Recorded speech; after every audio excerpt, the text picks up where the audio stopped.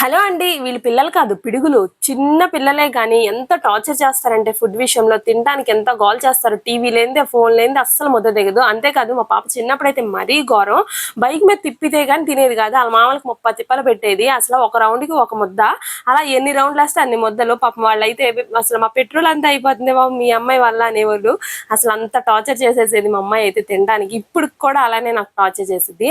ఎందుకంటే వెజిటబుల్స్ అయితే అస్సలు తినదు. అందుకని దానికోసం ఏదైనా స్పెషల్‌గా చేయాలని ఆలోచిస్తుంటా. అందుకని బీరకాయని ఇలా చేశాను. బీరకాయ అయితే అస్సలు తినదు. ఆనపకాయ, బీరకాయ వెజిటబుల్స్‌లో ఏవి సరిగ్గా తినదు. నాన్ వెజ్ అయితే బానే తింటది. అందుకని ఇలా చేశాను పచ్చడి. ఈ పచ్చడి ఎలా చేసేయండి పిల్లలు తినలేని వాళ్ళకి ఫస్ట్ అయితే ఆయిల్ వేసుకొని జీలకర్ర, వెల్లుల్లి, పచ్చిమిరపకాయ, కరివేపాకు, కొత్తిమీర అన్నీ వేసి ఫ్రై చేసేయాలి. అలాగే టమాటా కూడా వేసి మగ్గబెట్టేసుకోండి బాగా ఉప్పేసేసి.